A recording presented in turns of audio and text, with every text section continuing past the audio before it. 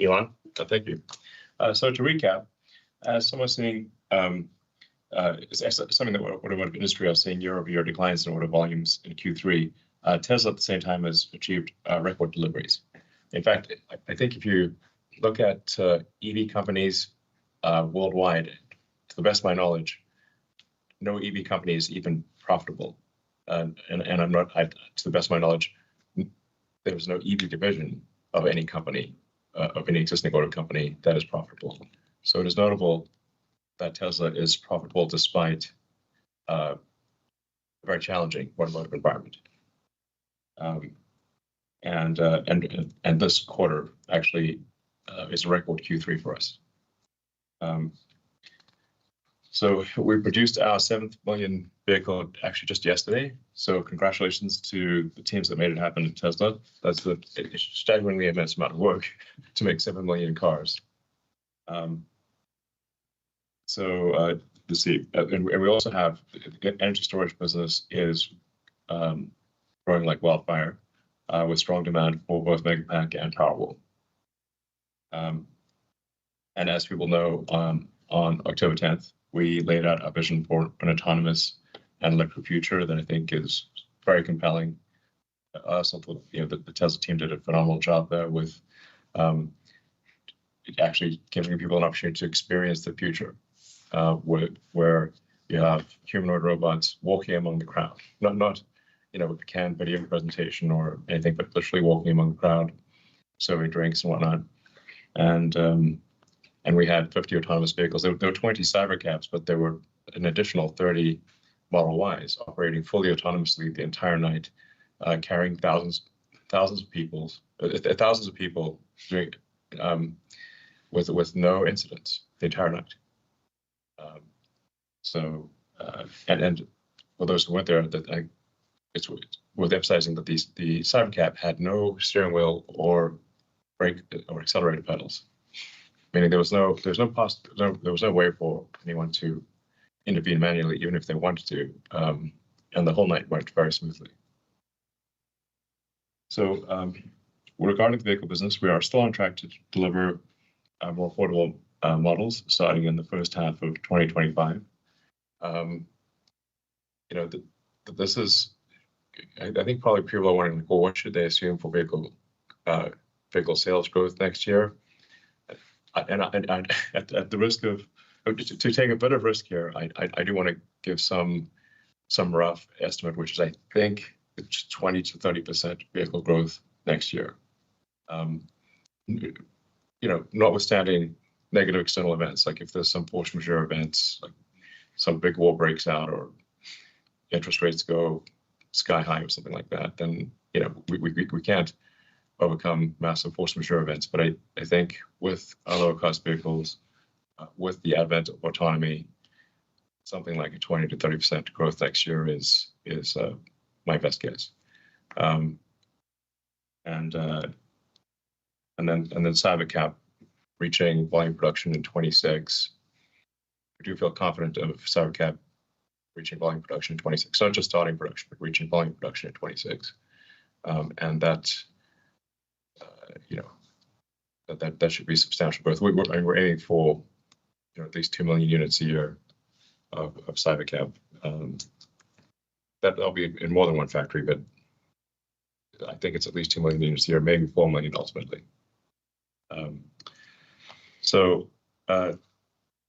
These are just my best guesses, but if you ask me what my best guess is, those are my best guesses. The cell 4680 lines, the team is actually doing great work there.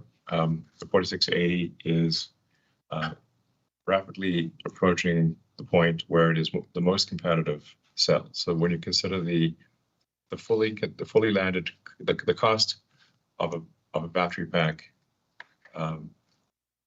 fully landed in the U.S., net of incentives and duties, the 4680 is tracking to be the most competitive, meaning lower cost per kilowatt hour fully considered than any other alternative, which is not quite there yet, but we're close to being there, which I think is extremely exciting. And we've got a lot of ideas to go well beyond that.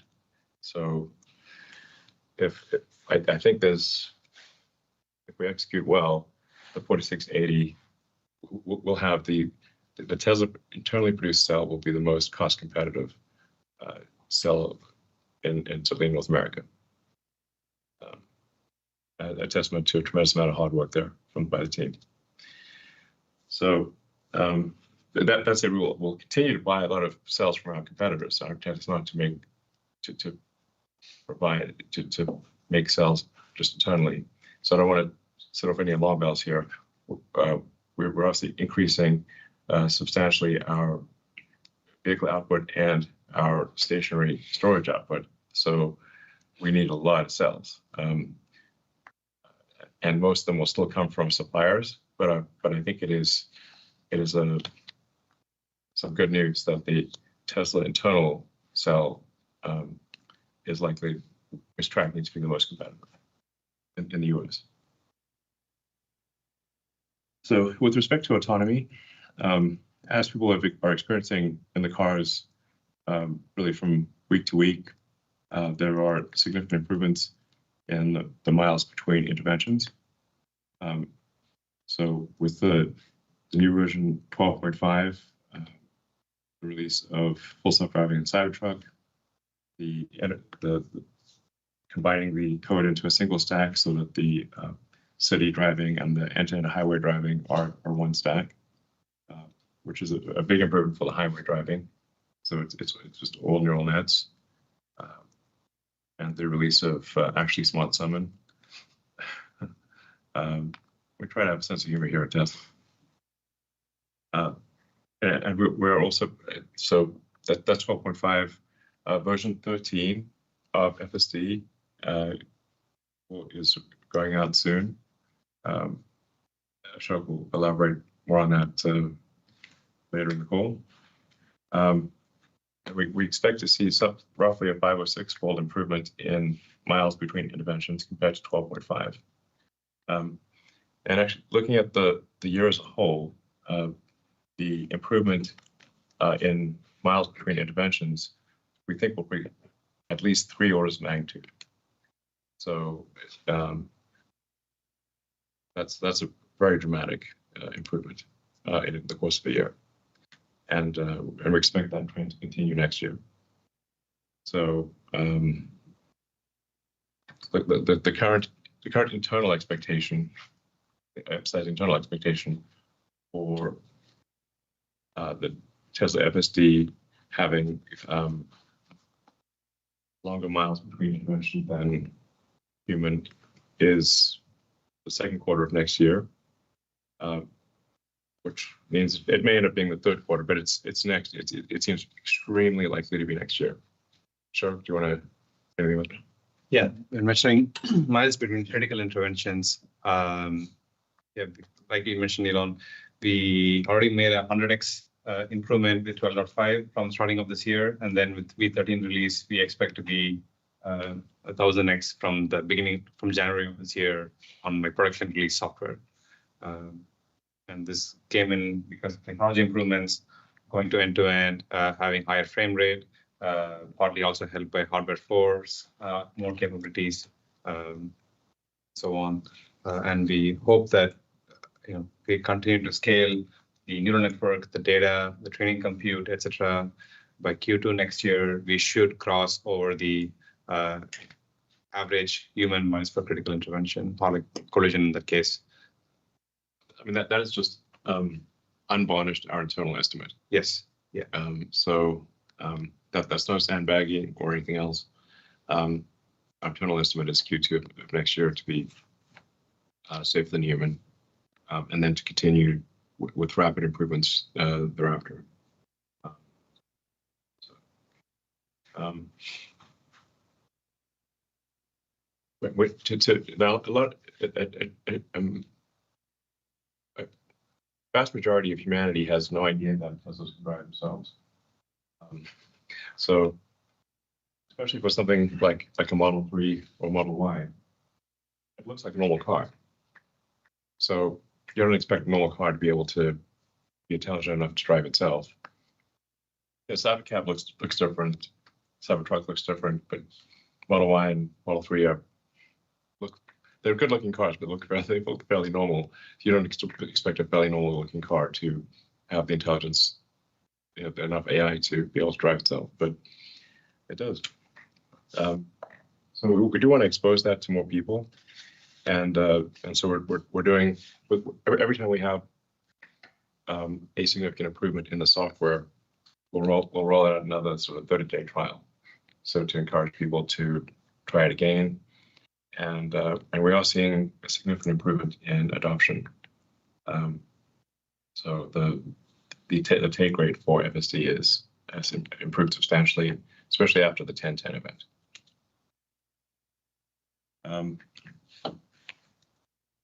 Yeah, so there's no need to wait for robotaxi or Cybercab to experience full autonomy. We expect to achieve that next year with our existing vehicle lineup.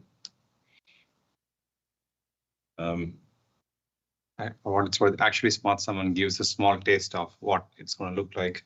The car able to drive itself to the user within private parking lots. Currently, it's speed limited, but then it's going to quickly be increased. And we already had more than 1 million usage items of Smart Summon. Yep. So, and we have for Tesla employees in the Bay Area, we already are offering a ride-hailing capability. So you can actually use with the development app, you can request a ride, and it'll take you anywhere in the Bay Area. We do have a safety driver for now, but the software required to do that, we've developed. And I mean, David, do you want to elaborate on that? Yeah, sure. It's David. We showed some screenshots of this in the Q1 shareholder deck, and yeah, this is real. We've been testing it for the better part of the year, and the building blocks that we needed in order to build this functionality and deliver it to production, we've been thinking about and working on for years. It just so happens that we've used those building blocks to deliver great features for our customers in the meantime, such as sharing your profile, synchronizing it across cars, so that every single car that you jump into, whether it's another car that you own or a car that somebody's loaned to you or a rental car that you jump into, it looks exactly like yours. Everything synchronized, seat mirror positions, media, navigation, everything is the same, just what you would expect from one of our robotaxis. But we gave that functionality to our customers right now because we built it intending for it to be used in the future. But we're releasing that functionality now. All the end-to-end cybersecurity that we knew we were going to need to deliver that functionality. Sending a navigation to destination from your phone to the vehicle. And so, you're doing that now with the ride-hailing app, but it's something that we've made available to customers for years. Seeing the progress on a route in the mobile app, that's something you'll need for the ride-hailing app, but again, we released it in the meantime. So it's not like we're just starting to think about this stuff right now while we're building out, the early stages of our ride-hailing network. We've been thinking about this for quite a long time, and we're excited to get the functionality out there. Yeah, and we do expect to roll out ride-hailing in California and Texas next year to the public. Now, the California is there's quite a long regulatory approval process. I think we should get approval next year, but it's contingent upon regulatory approval. Texas is a lot faster, so it's I'd say we'll definitely have it available in Texas. And probably have it available in California, subject to regulatory approval, and maybe some other states actually next year as well, but at least California and Texas. So I think that'll be very exciting. That's really a profound change.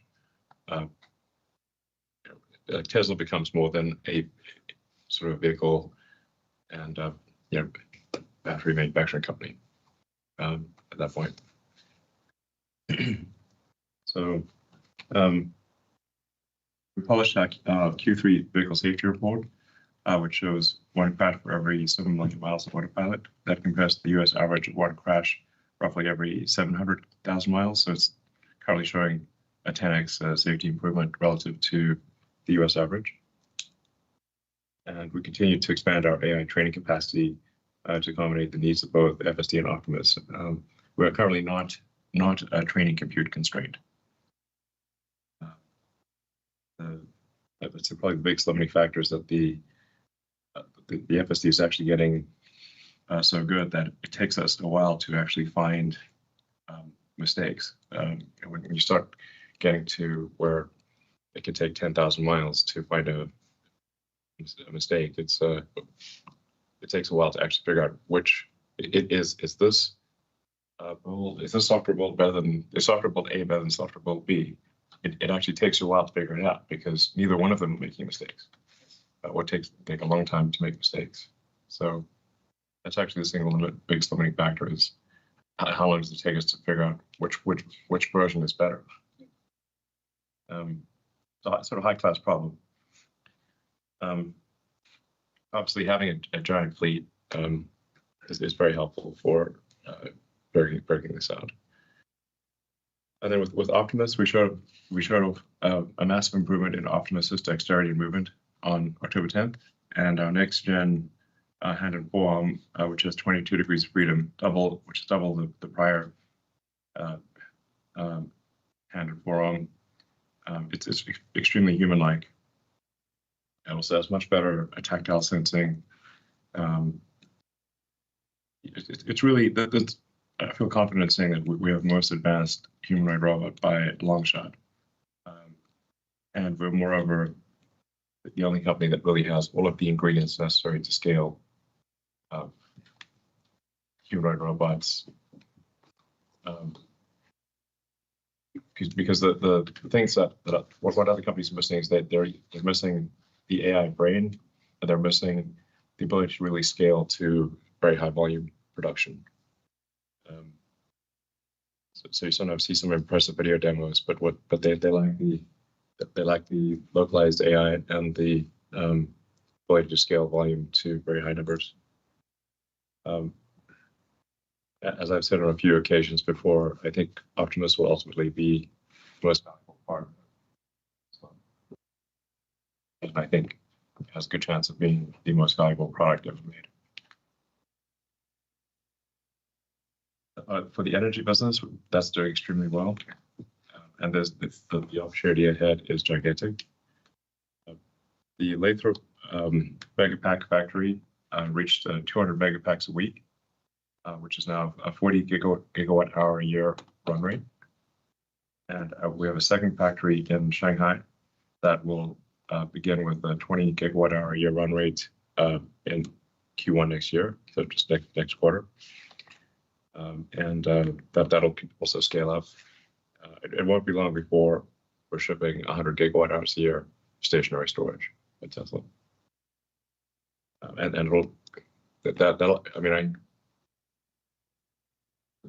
ultimately grow, I think, to multiple terawatt hours per year. It has to actually, in order to have a sustainable energy future. If you're not at the terawatt scale, you're not really moving the needle.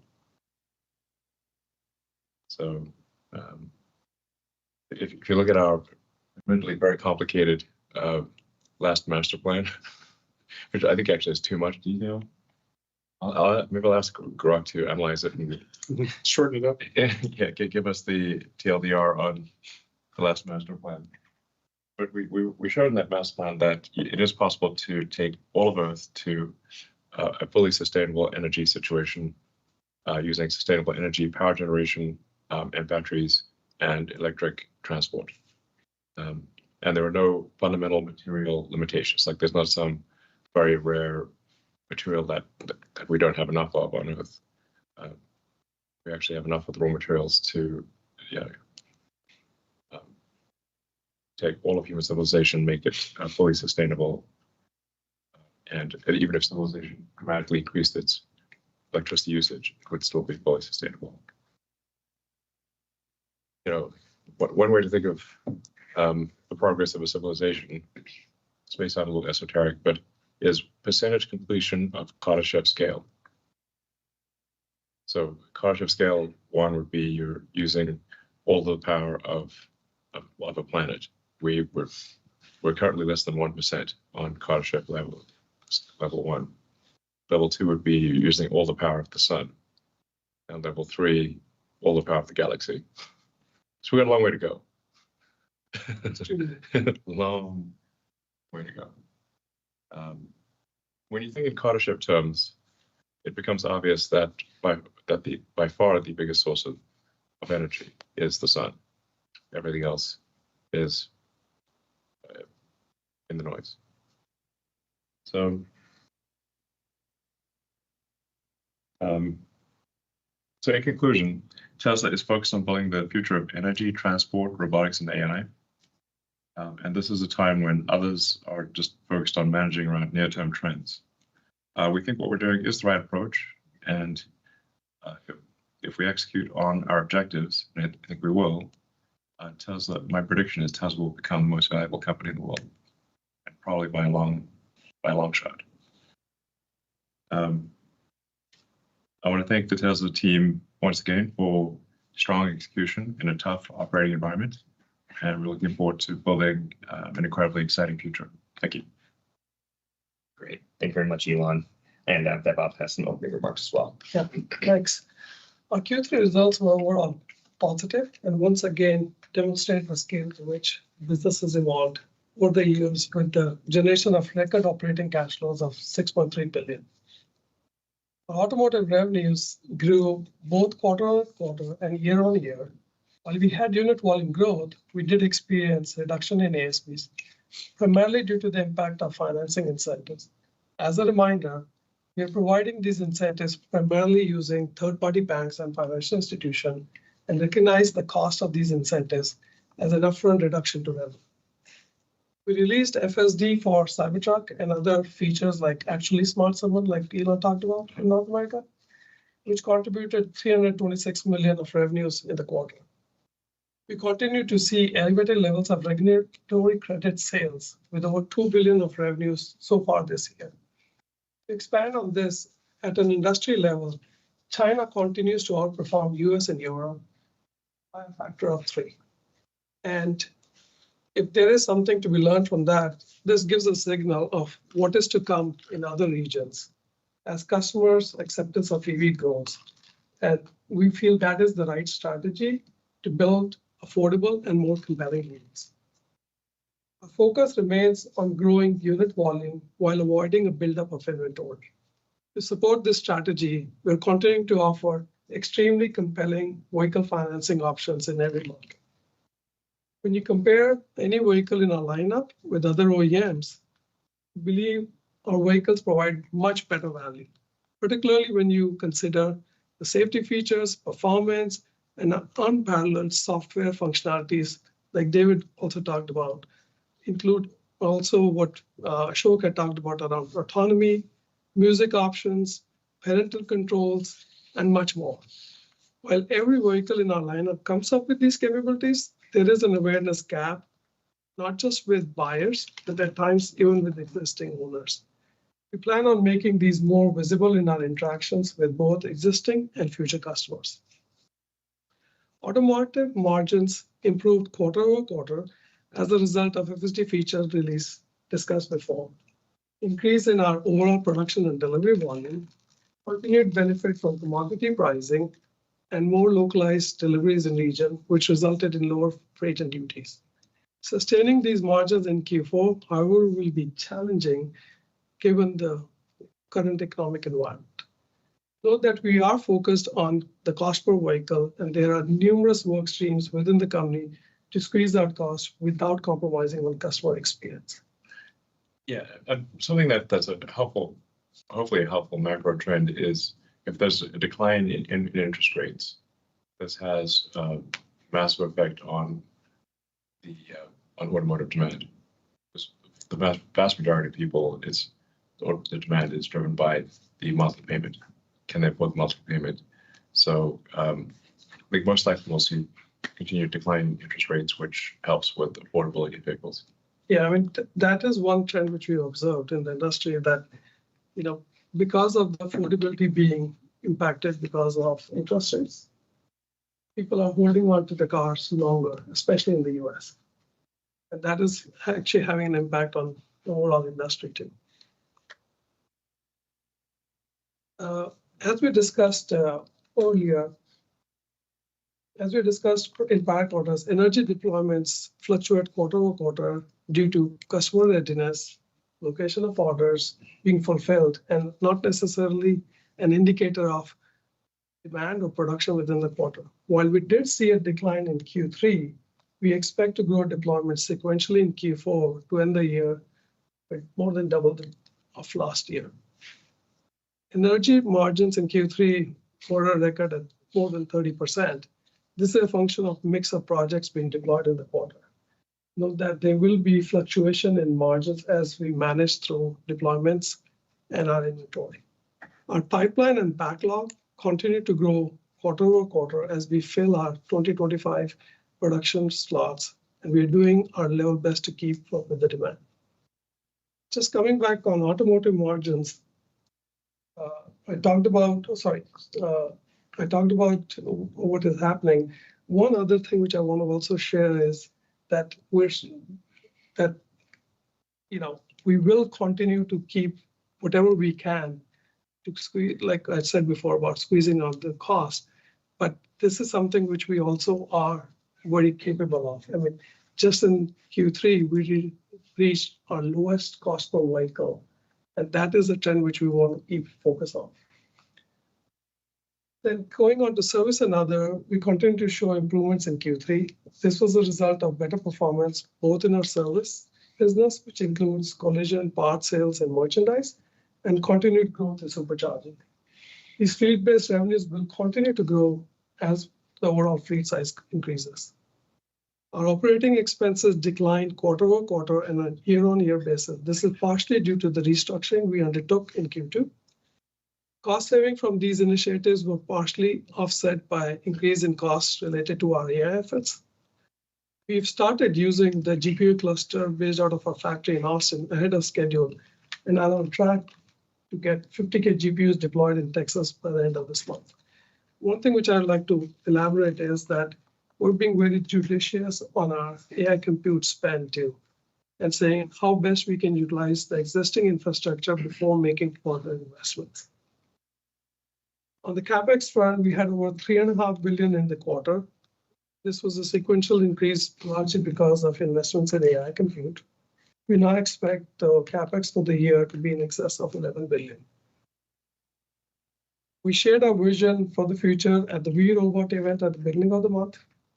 The Tesla team is hyper-focused on delivering on that vision, and all efforts are underway to make it a reality. While we've achieved significant progress this year, it will take time to get this as we pioneer new and incredibly complex technologies and navigate a fragmented regulatory landscape. The future is incredibly bright, and I want to thank the Tesla team once again for all their help. Great. Thank you very much, Vaibhav. Now we'll go to investor questions. The first one is Tesla still on track to deliver the more affordable model next year, as mentioned by Elon earlier, and how does it align with your AI product roadmap? Sure. I mean, as Elon and Vaibhav both said, we are in plan to meet that in the first half of next year. Our mission has always been to lower the cost of our vehicles to increase the adoption of sustainable energy and transport. Part of that is lowering the cost of our current vehicles, which is where all of the personally owned vehicles that we sell today come in. But the next stage in that really, as it fits into AI roadmap, is when we bring in robotaxis, which lowers the initial cost of getting into an EV. And that's really where we see the marriage of EV roadmap and the AI roadmap. Yeah. It'll be like with incentives sub 30K, which is kind of a key threshold. Great. Thank you very much. Similar question next. When can we expect Tesla to give us the $25,000 non-robotaxi regular car model? We're not making it on robot. Yeah, all our vehicles today are robotaxis. I think we've made very clear that we're the future is autonomous. It's going to be, and I actually said this many years ago, but that in my strong belief, and I believe that is panning out to be true, so it'll be very obvious in retrospect, is that the future is autonomous electric vehicles, and non-autonomous gasoline vehicles in the future will be like riding a horse and using a flip phone. It's not that there are no horses. Yeah, there are some horses, but they're unusual. They're niche. and so it just everything's going to be electric autonomous. I think this is blind, like it should be frankly blindingly obvious at this point that is the future. So a lot of automotive companies, most automotive companies have not internalized this, which is surprising because we've been shouting this from the rooftops for such a long time, and it will accrue to their detriment in the future. But all of our vehicles in the future will be autonomous. Today, even today. Yeah, yes, all the vehicles that we've really made, all the 7 million vehicles, the vast majority are capable of autonomy. We're currently making on the order of 35,000 autonomous vehicles a week. If you compare that to, say, Waymo's entire fleet, they have less than 1,000 cars. We make 35K a week. Yeah, and our cars look normal. Yeah, they mostly look normal. The Cybertruck looks, Yes. thankfully, looks abnormal. And then the Cybercab / robotaxi, we wanted to have something futuristic looking, and I think it does look futuristic. And it's worth noting with respect to the Cybercab, it's actually not just a revolution in vehicle design, but a revolution in vehicle manufacturing that is also coming with the Cybercab. The cycle time, like the units per hour of the Cybercab line is like, this is just really something special. I mean, will be half order of magnitude better than other car manufacturing lines. Like not in the same league is what I'm saying. Not in the same league. So it's and I said several years ago that maybe the hardest Tesla product to copy will be the factory. You can't just buy a factory. You can't reverse engineer a factory. You just have to buy it. Yeah, it's like, if we can, yeah. We're rapidly evolving our manufacturing technology. So anyway, there's basically, I think, having a regular 25K model is pointless. Yeah, It would be silly. It would be completely at odds with what we believe. in an autonomous world, what matters is the lowest cost per mile of efficiency of that vehicle, and that's what we've done with the road taxi. Exactly, autonomous. It's fully considered cost per mile is what matters. And if you try to make a car that is, essentially a hybrid manual automatic car, it's not going to be as good as a dedicated autonomous car. So yeah, Cybercab is just not going to have steering wheels and pedals. It's fully designed, optimized for autonomy. But no, it'll cost on the order of cost roughly 25K. So it is a 25K car, and you won't be able to buy one on it exclusively if you want. So just won't have steering wheel and pedals. You don't need it. Great. Thank you very much. The next question is, what is Tesla doing to alleviate long wait times at service centers?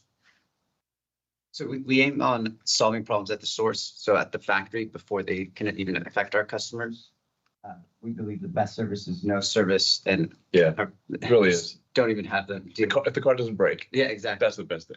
Don't see anyone with the Tesla shirt. You either do it remote, Yeah. fix the issue upstream, or do it remotely, do it through software. They can be at work or at home, and the car can be parked, and we address and fix the issue. And we've partnered the field with service to make sure we're looking at the same issues. And additionally, just in Q3 and Q4 of this year alone, we have opened and will open in total at nearly 70 locations.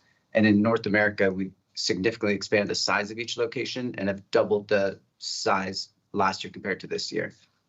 Yeah, I think it's actually a lot of merits to having large service centers, because you can have specialization of labor. You can start to approach. Yeah, it should be more factory-like. Where you can have dedicated lanes for particular types of service. And it's way easier for somebody to become expert in a few different types of repairs than in every repair. Exactly. This has helped us with the base instead of these heavy repairs, like clogging up the lane. They've dedicated lanes for different type of repairs. And so it's throughput matters and really treating it like a factory. Yeah, this is where Tesla's structure, I think, Tesla has a structural advantage relative to the rest of the auto industry, because we make the cars and we service the cars, whereas I think there's a bit of a conflict of interest with the dealer model and the sort of traditional OEM and dealer model, where the dealerships make most of their money on service, and so they obviously are disincented to reduce the servicing cost. Yeah. Whereas in our case, we are incented to reduce the servicing cost because we carry that servicing cost, and we've got a good feedback loop with our cars. The best. Exactly. Yeah. Like we review with the factory, with the service leaders together, and send people from the factories to the field and field to the factory to see it firsthand. Exactly. Provide suggestions for manufacturing as well as for engineering on design. Yeah, so I view this as a fundamental structural advantage of Tesla versus the rest of the auto industry. We're also doing a bunch of work on the software side, not only to automate, diagnostics, so identifying, what needs to be done to a car before it comes into service, but also automating all of the preparation work and aligning all the resources that are necessary in order for the car to be very efficiently worked on once it arrives. So the parts are there, like the lift is scheduled, the technician's scheduled, like everything's ready Like to the go. car says, this is what's wrong with me, and tell the service center. The car Get everything ready in advance. Yeah, please fix me, and this is what's wrong. Yeah, this is what I recommend you do now. This is what I recommend you do. instead of customer trying to translate the car is telling us directly, and we're pulling that. Yeah, Yeah, you don't need, most of the time you don't need to diagnose the car exactly. when it arrives. The car, this is like, again, You a prep the car. fundamental technology advantage and structural advantage compared to the rest of the auto industry. It's I think it's underappreciated as to what all we are able to do. Yeah. And that's why, because like you said before, most of our cars, except for Cybertruck, look the same. Yeah. Right? So people don't realize that it has so much capability. yeah. They look better than other cars, but they're not like obviously like super futuristic. Yes. Great. Thank you very much. The next question is, please provide an update on the Semi. What will the next stage of growth look like, and when will FSD be ready? Sure. So as we posted in the earnings deck, we're progressing swiftly on the build of the semi factory in our Gigafactory in Reno. We've released all our major capital expenditures for that program, and we're on track to start pilot builds in the second half of next year, with production starting in the first half of 2026 and ramping really throughout the year to full production. Semi, growth will largely depend on our customers' adoption of the product. Well, I don't think we're going to be demand limited, honestly. Yeah, which I was going to say, which is like a Not at all. no-brainer for the Semi, because it's really a commodity of total cost of ownership. Yes, exactly. It's good. We have kind of ridiculous demand for the Semi. In that world where it's about how much do I spend to move goods exactly. cents per mile, it's a no-brainer. Yeah, fundamentally, if you've got a Semi where the fully considered cost per mile per ton of transport is better than, say, a diesel truck, any company that doesn't adopt an electric Semi will lose. It's not a subjective thing. It's like of whether do you like It's a competitive. I mean, we want the style. We want to have a beautiful semi truck, but frankly, if we made an ugly semi truck, it wouldn't matter. And this is proving so in our fleets and in Pepsi's fleet, a partner. In fact, the Pepsi actually said last week their drivers don't want to go back. But it's as soon as we give anyone the electric semi, it's like that's like the choice. It's what they want to drive. Yeah. That's like so the more senior, like their top drivers, well, they get to drive the Tesla semi. And it's the thing they want to drive. It's super fun to drive. It's also very easy to drive. It's easy to drive, and it holds ass. Yeah. It's like fast. Yeah, super fast. Maybe too fast. Well, but I mean, regular like you've seen like the videos of where like the Tesla electric semi can go uphill. Speeding past like the diesel truck. Or even cars. Yeah, even cars. So it's responsive. It's you floor it and that truck actually moves. But and that's a benefit not only for the driver and for the goods, but also for safety in terms of other drivers on the road. You don't get stuck behind a semi. You're not like Yeah. in a slow down situation in an on ramp. I mean, how that plays into FSD, which is the second part of the question. All of the semis have been, since the couple hundred we've deployed already, and the ones that we'll be building next year and throughout the future have all of the hardware and the cameras necessary to deploy FSD, and we're currently training with that small fleet that we have. And as soon as the fleet is trained and the neural nets are up, we'll get FSD onto that platform. Yeah, I mean, it'll be a massive improvement in driver fatigue, because and driver safety. We've got sort of the anti-jackknifing software. Mm-hmm. You don't have to worry about your brakes overheating if you go down a steep hill, because we use regenerative, like that energy goes back into the pack. Actually, when we leave Reno, So it's just like it's like radically better than a diesel semi. This is why the drivers love it. Yeah. Great, guys. Thank you very much. Our next question is, when will Tesla incorporate X and Grok in all of the Tesla vehicles? Well, I mean, these are relatively small fry things, but yeah, I think we'll keep expanding, what is available in the car on the screen, and also improving like the browser. So like just generally, you can access anything you want in the car. In fact, for the Tesla, once you get to full autonomy, you actually want fully a system that is can do anything. Like if you want to browse the internet, if you want to ask AI questions, if you want to watch a movie, if you want to play a video game, if you want to do some productivity thing, you can do anything you want in an autonomous vehicle because you don't need to drive. So that's why the Cybercab's got a nice big screen and a great sound system, so you can watch a great movie with. It's like being like in a personal movie theater. Yeah, personal movie theater. It's awesome. Yeah, this is why we've been building this functionality, adding gaming to the car, adding movies and other, all sorts of different media applications to the car, because, The cars are. that's what you're gonna, the cars that we build today. There's some That's really what we fun games, by the way. If people haven't tried it, there's like Castle Doombad and Polytopia and a bunch of really fun games in the car. Yeah, we're constantly looking at, what features to add next, and we're paying attention to what's most commonly requested by our customers. Yeah, play Castle Doombad. You won't regret it. Great. Thank you guys very much. The next question is, Elon mentioned unsupervised FSD in California and Texas next year. Does that mean regulators have agreed to it in the entire state for existing hardware 3 and 4 vehicles? No, as I said earlier, California loves regulation. But they have a pathway. Yeah, I mean, there's a pathway. Obviously, Waymo operates in California, so there's just a lot of forms to fill out and a lot of approvals that are required. I mean, I'd be shocked if we don't get approval next year, but it's just not something we totally control.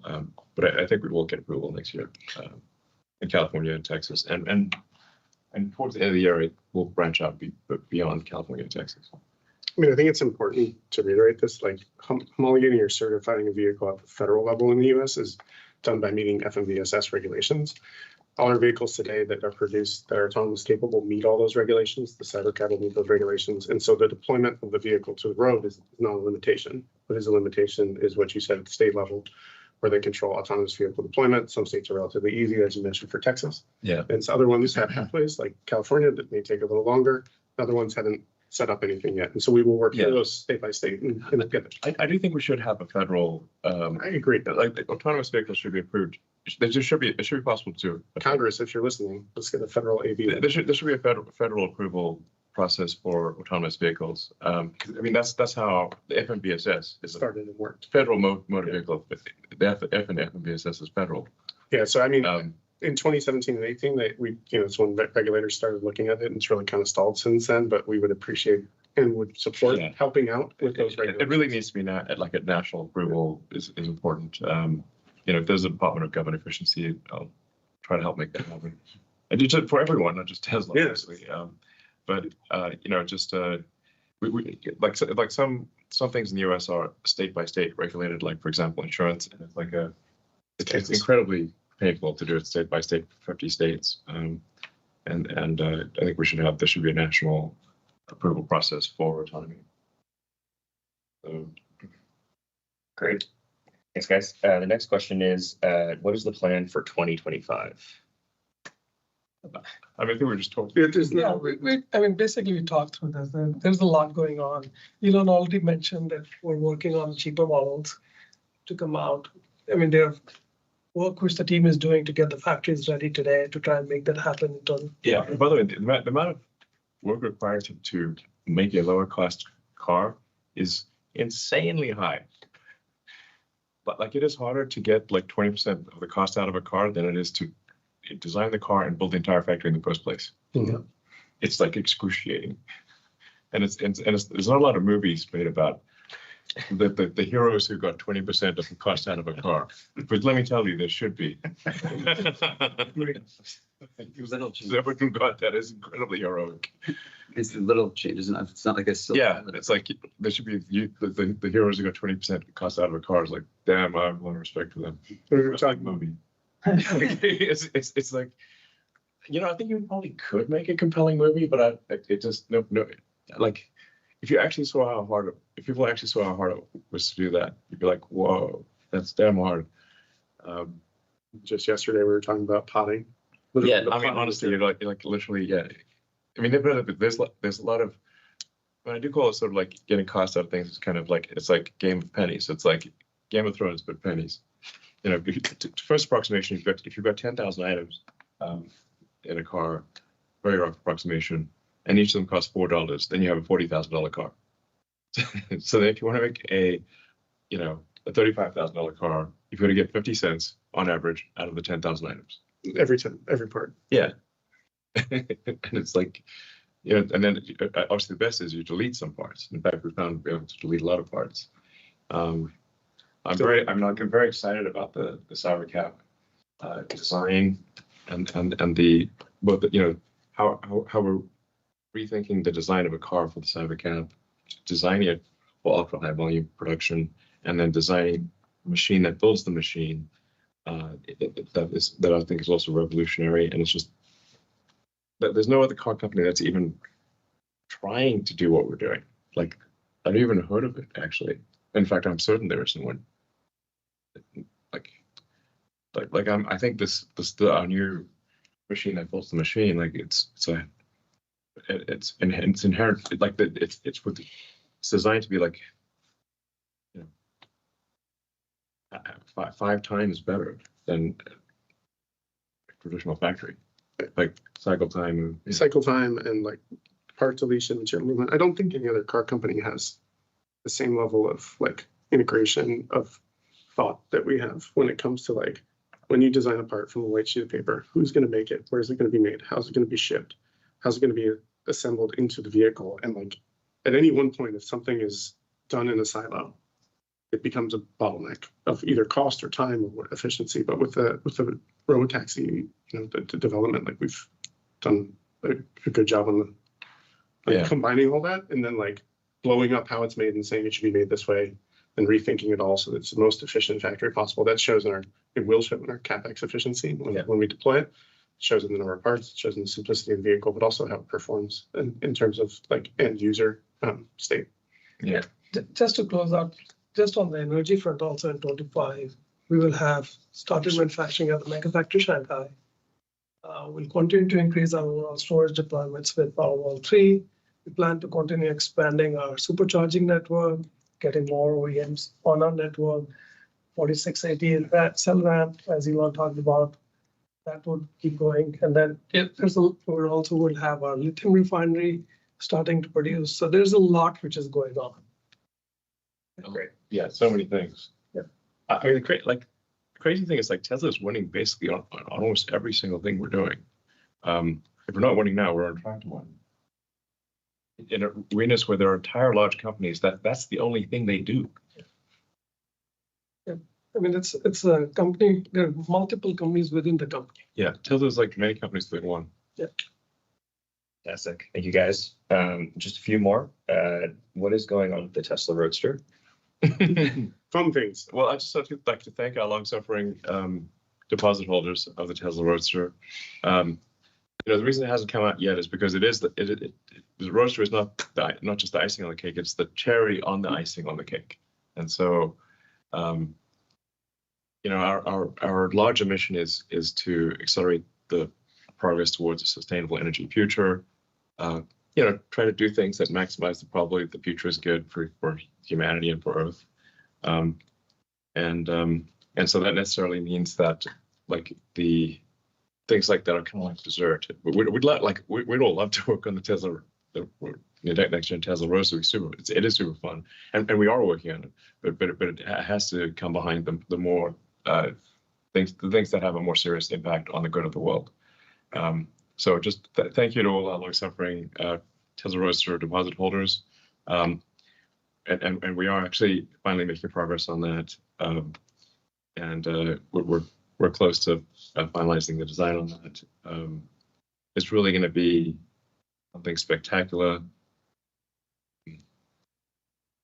You know, a friend of mine, Peter Thiel, you know, and sometimes people think that Peter Thiel and I are rivals. We're really good friends. But to be clear, you know, Peter, you know, was lamenting how, you know, the future doesn't have flying cars. Well, we'll see. More to come. Yeah. Great. Thank you very much. The next one is quite similar to other questions we've had, so I might combine it with the final question. So briefly, could you just detail how Robotaxi will roll out? Will it start with a Tesla deployed fleet and then allow customers to add theirs on like a subscription model? And then will Hardware 3 be capable of level 5 FSD? Regarding the Hardware 3, what we saw with 12.5 was it was easier to make rapid progress with starting with Hardware 4 and figuring out the solution and then backporting it to Hardware 3 instead of directly working on Hardware 3, given that Hardware 4 has more like fundamental hardware capabilities. I think that trend will continue into the next few quarters as well, where we first figure out the solution rapidly with AI4 and then backport it, write the kernels. It just takes longer to develop those things because it's not fundamentally supported in the hardware and it's emulated. But yeah, it's initially working on Hardware 4, backporting it to Hardware 3. Yeah, so it's, I guess the answer is we're not 100% sure, but our as Ashok mentioned, because by some measures Hardware 4 has really several times the capability of Hardware 3. It's easier to get things to work with Hardware 4, and then it takes a lot of effort to sort of squeeze that functionality into Hardware 3. You know, there is some chance that Hardware 3 does not achieve the safety level that allows for unsupervised FSD. You know, there is some chance of that, and if that turns out to be the case, we will upgrade those who have bought Hardware 3 FSD for free, and we have designed the system to be upgradable. You know, so, and it's really what you know, just to switch out the computer type of thing. Like the cameras are okay. You know, they're capable, but anyway, we don't actually know the answer to that. But if it does turn out, we'll make sure we take care of those who have bought FSD on Hardware 3. Great. In the last few minutes that we have left, we will try to get in some analyst questions. The first question will be coming from Pierre Farragut at New Street. Pierre, please feel free to unmute yourself. Thanks a lot, guys, for taking my question. I was wondering about like the compute you're ramping up. So you gave like interesting statistics on how much you have, and you said you don't feel your compute constrained. And I was wondering, you know, how you are putting to work this additional compute.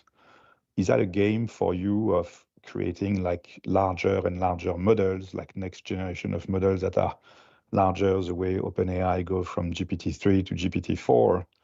Or is that more like you're set on your model and you need to throw more and more compute to accelerate the pace of learning to improve reliability? And then I had a quick follow-up, real quick, on your rollout in Texas and in California next year. The plan, as you see it today, is it to roll out like a fleet or two with cars that will start with like a supervisory, like some onboard supervision, someone sitting at the wheel just in case, and removing the supervisors progressively? Or are you aiming for going fully fledged without even a human supervisor when you get started? Okay, well, I guess regarding I'll answer yeah, the first part of the question. The nature of real world AI is different from, say, an LLM in that you have a massive amount of context. So that like you've got case of Tesla 7 or 8 cameras that nine up to 9 if you include the internal camera that so you've got gigabytes of context, and that is then distilled down into a small number of control outputs. Whereas it's like you don't really. It's very rare to have. In fact, I'm not sure any LLM out there can do gigabytes of context. And then you've got to then process that in the car with a very small amount of compute power. It's all doable and it's happening, but it is a different problem than what, say, a Gemini or an OpenAI is doing. Now, part of the way you can make up for the fact that the inference computer is quite small is by spending a lot of effort on training. And just like a human, like the more you train on something, the less mental